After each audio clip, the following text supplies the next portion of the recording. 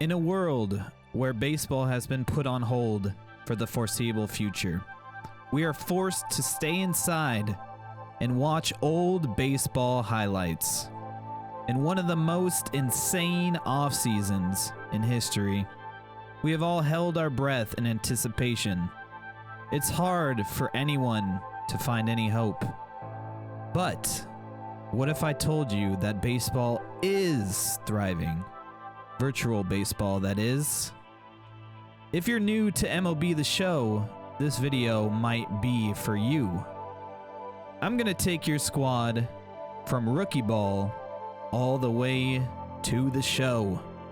I'm here to help transform your squad, and let me introduce the Silver Studs.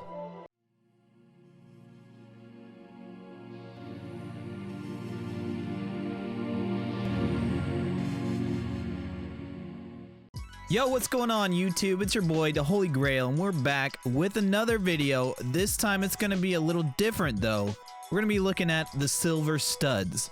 So what does that actually mean? The Silver Studs are a group of players that I believe are better than what their attributes may hold in the show. You can only acquire these players through Diamond Dynasty, although if you want to use them on franchise or any other modes, feel free to take this knowledge and apply it to those modes. The main goal of this video is to get you guys a good squad without breaking the bank at all. I know we had gone over some gold cards to get, but these cards are going to be even cheaper to get. I think virtually everyone who plays this game should be able to access these cards. We're going to break this down in two parts. The first part will be the offense. I'm going to go through all the outfielders, infielders, and bench bats that you guys should be looking for. The next video that we'll be posting are all the pitchers. So without further ado, let's go through all the hitters of the Silver Studs, and let me show you what I put on my squad at the end. So we're gonna start off with the outfield. The first outfielder I want to talk about is Byron Buxton. Now, you may be wondering why I put this card here, as the hitting stats are not that great. Again, this is a card that plays outside of his attributes. A lot of people claim that he has a lot more power than maybe meets the eye, but the most important part about this card is the fielding. You're going to want a good outfielder to start it off, especially putting in center field. Maybe late in the game, you start him on the bench. So with the 94 fielding and the 92 arm in the outfield, he's going to be great. Along with the 97 speed, he's going to be able to run anything down that's in his area. So Byron Buxton, you may not be looking at him to start, but you definitely want him on the bench as a defensive replacement or a pinch runner. The next card is Eric Davis, center fielder for the Reds. This is a flashback card of a legend. Again, he has really good speed at 97, and honestly, he's got a lot of power. I know 70 and 77 may not seem like a lot, but at the beginning, it's going to be really nice to have that power. And again, he plays above his attributes, so make sure you give Eric Davis a look as well. 67 fielding. Probably not good at center field, but you could stick him at right field, for example. Now, Aaron Hicks is an interesting one. This guy is a switch hitting center fielder. He has 75 defense, which is very good out there in center field. And his bat has been solid. I've used him in BR a couple times already. It's really nice to have this card. He definitely hits well. Again, attributes don't look the greatest, but when you play him in the game, he's got a really nice swing. Hunter Renfro is another outfielder you want to keep an eye out for. He's got great power. He's going to be hitting you a lot of home runs, and his fielding is actually really nice at 84 with 99 arm strength. He has diamond fielding, so you can pretty much fit him wherever in the outfield, and he's going to be solid. So not only is he a great bench bat for the power, but you can also start him, and he'll do perfectly fine for you. Next, we have Jock Pederson, who is a really good bench bat and also can play first base, just so you guys know if you look at the secondary positions. So my recommendation is keep him on the bench. If you need to replace a righty for a lefty against, maybe a right-handed pitcher, Jock Pederson should be your option. 90 power right with the 58 contact. He's going to be able to hit a lot of dingers, and he still can get some over the fence with that 65 power left. Again, you talk about a card that has a really, really nice swing. a card that's pretty much virtually loved all over the community. This card is definitely a card to buy. Now, Jorge Solare. This card is an absolute goon at the plate. He's got crazy power. He can hit dingers left and right, doesn't matter. But, you know, the fielding is not that great. You can stick him in right, but that's about it. Again, he's another bench bat option, but honestly, his bat's good enough to just stick there out in the outfield. May make some errors from time to time, maybe more often than not, but his bat will make up for it. Eloy Jimenez is another solid hitting option. He's got great power. Again, another card with a great swing, but his fielding is absolutely terrible, even worse than Solare. Well, maybe not, but he might play like he's worse out there in the outfield. I think he's pretty much a liability at this point, but he's still a very solid bat, and at left field, you can stick him there. Good right-handed power bat that also hits righties very well. So you can face lefties and righties with about the same amount of confidence. And you guys want to try Eloy's swing out, you're really going to enjoy it, I think. But other than that, he's really just a good bat. Jay Bruce is another silver stud that you want to keep your eye out for. He's another card, if you guys are seeing, the power is definitely the meta this year. If you can get those homers, that's going to be the difference of most of your ball games that you're going to play. So Jay Bruce has that power. And also, he's another card like Jock Pederson. You can stick him at first. I usually like to start him at first base, but you can kind of start him wherever in the field. The 69 fielding is fine. It'll play fine in right field. Probably not center. Maybe left will be okay. For the most part, solid bench bat and a good option to start even. I mean, I would start him personally. And yeah, again, you just talk about another player with a really solid swing. The last outfielder I'm going to talk about, he has a secondary position as catcher. Yes, Kyle Schwarber does play catcher as well, and he does a pretty damn good job. The power plays a little bit higher than his attributes. You can ask a lot of people in the community.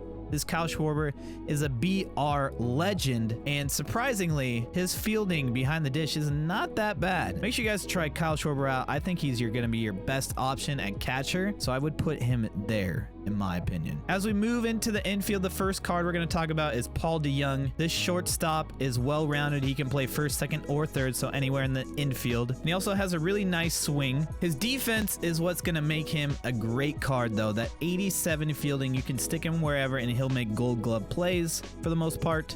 He's got an accurate arm, decent throwing arm. Probably don't want to stick him at shortstop. Coincidentally, probably want to stick him at second. A solid option, good swing, great defense, and the power again plays a little bit up. Tim Anderson is a contact legend if that's what you guys are looking for. He's got the 93 contact right, 94 contact left. Again, another right-handed hitter with a great swing. Unfortunately, his fielding is not that great. I definitely would not stick him at short. I'd probably put him at second if I had an option. Mainly stick him on the bench as a bench bat, but you can stick him out there. He's got 75 speed as well, so not terrible on the base pass, but again, a card that can get on base for you, especially when you're down late in the ball game. You need a solid hitter to get a clutch hit. I would definitely recommend Tim Anderson. Edwin Encarnacion is a great power hitter with the 89-86 power right and left. Mainly want to stick him at first base. Probably don't want to stick him at third, but he is a great bench option, a great bench bat, especially if you want to platoon, let's say a Jay Bruce and Edwin Encarnacion at first. I would definitely pick him. I think his 95 discipline makes him a really solid hitter. Power is going to play up. He's got 58 vision, so it's not terrible. But again, the fielding and the speed, he's not going to be legging out a bunch of doubles for you, but he can hit homers.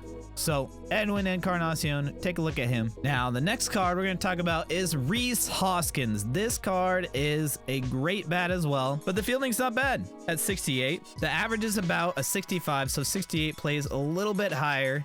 And you can also stick him in left field, so another great platoon option if you have a lefty out there starting the ball game. But mainly you probably want to stick him at first, and if you can see, the discipline is over 100 at 110, so he's going to be able to check swing really effectively and get his walks in as well. Another card that I personally really like, I love his swing, and the ball seems to fly off his bat, so check him out. Let me know what you guys think of Reese Hoskins. Gio Urshela is a solid option at third for you. You can also stick him at second and first. Probably would not stick him at shortstop, but a solid hitter. He's got kind of a combination of contact and power, along with a very nice swing and the high vision. So this card is going to battle for you. He's going to take good at bats. His fielding isn't the best, but it's also not the worst. I wouldn't stick him at shortstop though at all. But another card with an awesome swing and someone you should definitely take a look at. Alberto Montes is one of the best BR cards you could ever come across as a silver. His hitting, it doesn't matter what the attributes are. He's a great hitter. Mainly because that speed at 94, he can leg out a lot of singles, and he actually does have some gap-to-gap power. A lot of people claim that he's probably a better hitter than his attributes. At 85 fielding, he can play shortstop fine, he can play second, and he can play third. And having that switch hitting bat, especially at the top of your lineup, it's going to be a good leadoff hitter for you. So Alberto Montes, I would say, is a must-have for your squad. Lastly, and my favorite personal card is Miguel Sano. This card is gonna hit absolute nukes for you, I promise you. Don't look at the vision, look at the power. This card hits absolute taters against righties, against lefties, it doesn't matter. And also, he's got the versatility. You can play him anywhere. Honestly, it may not be very pretty, but again, this is one of the cards that you gotta put out there. He doesn't play the worst defense at third, surprisingly. I don't know, maybe because he's a little bit bigger of a boy and he can square up those hard ground balls, but this card needs to be in the heart of your lineup every time. This card is an absolute stud. He will not let you down. That's going to be the card to round out the hitting, and this card is by far my favorite. So now that we've gone over all these cards, I just want to go over what I would put in my lineup if I were you, if I was using the Silver Studs team. You know, we may use this for a video, play some ranked seasons later on.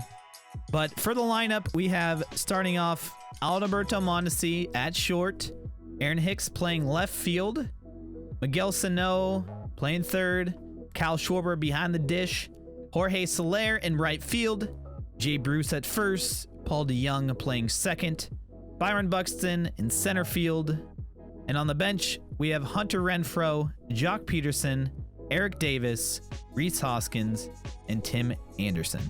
So there we have it. We have all the Silver Studs in the lineup. Again, we're going to go over all the pitchers in the next video. I hope you guys enjoyed this. If I didn't mention a card that you feel like deserves to be in the conversation, please let me know in the comments below. And again, if you have not been following the channel, make sure to hit the subscribe button and also leave a thumbs up on the video. It does help the video a lot. You guys can catch me on Twitch as well. I live stream there about 3 times a week, so make sure you guys click the link in the description and follow that as well. I'll leave my Twitter as well to post any updates or anything regarding the channel. Be safe out there, and I will catch you guys in part 2. Peace.